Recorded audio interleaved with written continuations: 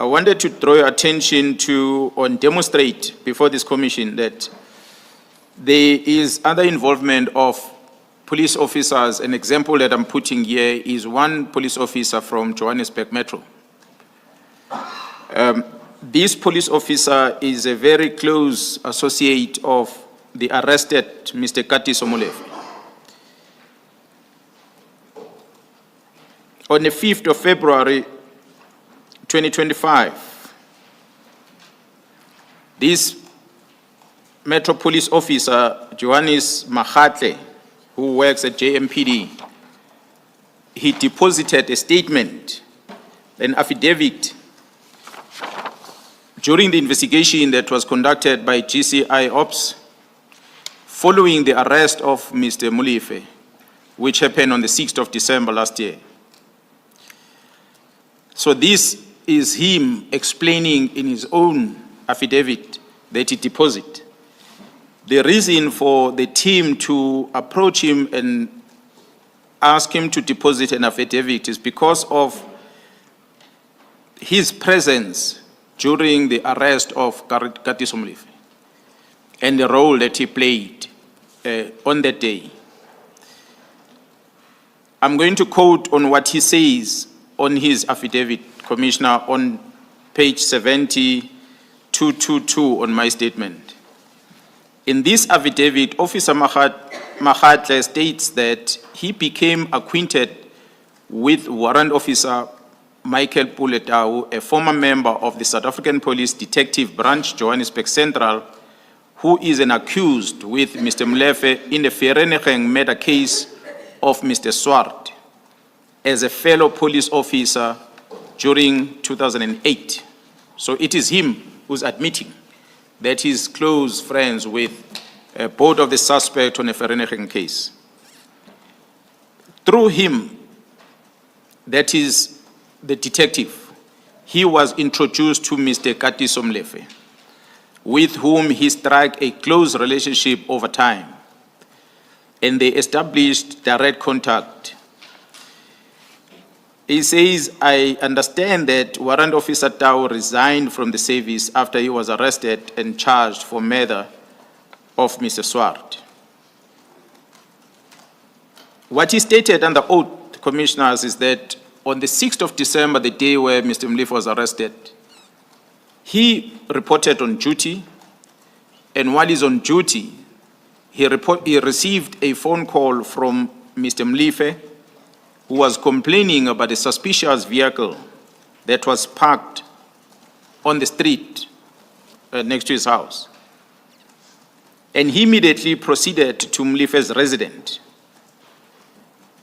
And he fetched Mr. Molefe, and they drove to the vehicle that Molefe was suspended, which means he transported Mr. Molefe with his own vehicles, not knowing whether it's a state vehicle he was using, or municipality vehicle, or his private vehicle. It doesn't indicate.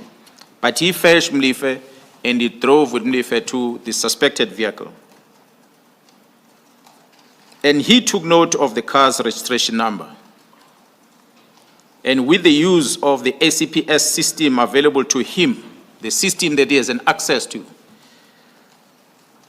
he then used that to check the registration number of this vehicle in order to establish who is the owner of the vehicle.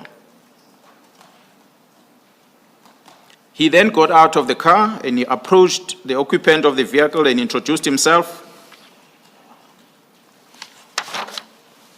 And thereafter, he went back into his vehicle, and then he informed Mr. Molefe that the vehicle is a police vehicle.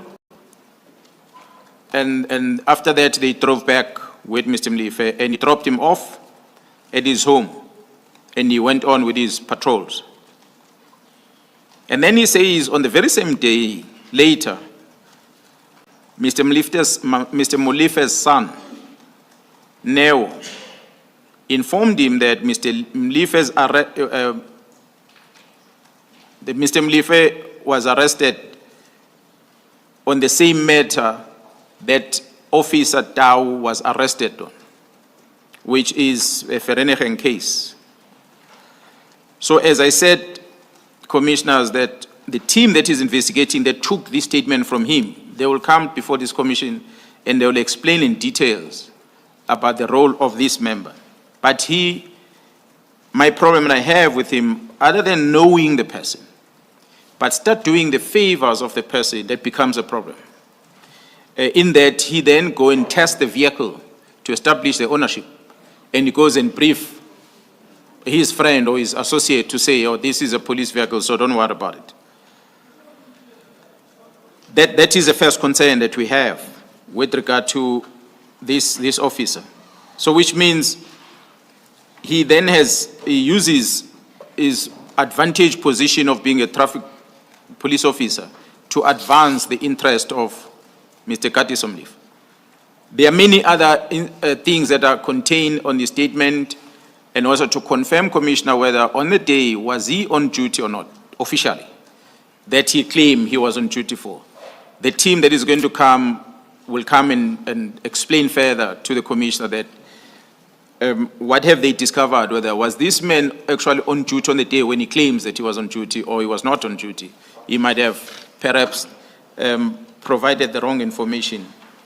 And that is as far as I want to leave in as far as the Metropolis is concerned. Thank you, General. Sorry, before you leave that, General, paragraph 228 of your statement. Yeah, Commissioner, if I may read this one on the record, where it says that he also renewed licenses for vehicles at Mr. Molife's request, for which he will receive gratification. So Mr. Molife will ask him to register the vehicles, and he will do that, and of course, there will be a reward coming from Mr. Molife in that regard. So the affidavit that he wrote, we attached it here. Although it's handwritten, I hope the Commissioner will be able to see as marked MK18 on the annexures of this individual. So we want to demonstrate, Commissioners, that a police officer of his status